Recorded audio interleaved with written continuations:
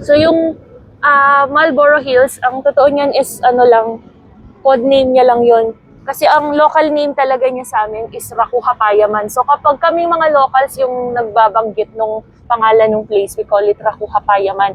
At ang ibig sabihin nun is large pasture land. So it's a communal pasture land po siya. And government owned yung property mismo, pero yung mga animals doon is private owned. So kaya siya naging Marlboro Hills. Foreigner kasi yung nagbigay ng pangalan na to. May time kasi na nagbo-brown din tong hills po natin, lalo na pag summer. And yun yung time na nakita to nung foreigner. And sabi niya, meron daw similarity yung lugar na to dun sa advertisement natin ng Marlboro cigarette. Pinanood ko nga yun medyo may pagka-desert siya, dry siya. So, nung time na yun kasi yung nakita po niya. So, may close similarity daw sila nung lugar na yun, kaya tinawag niyang Marlboro. Ang mga turista, mahirap po kasi nilang tandaan yung local name niya, mahaba.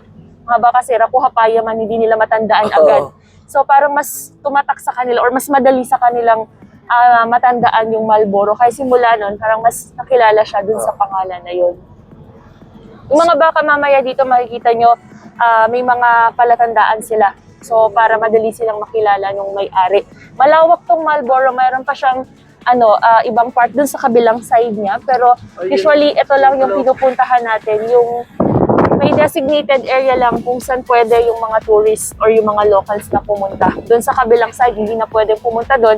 At unless may kasama silang tinatawag namin na may papayaman. May papayaman is sila yung mga owner nung mga may baka at kalabaw po dun. Marami palang baka dyan. Marami sir. Papayaman. May papayaman.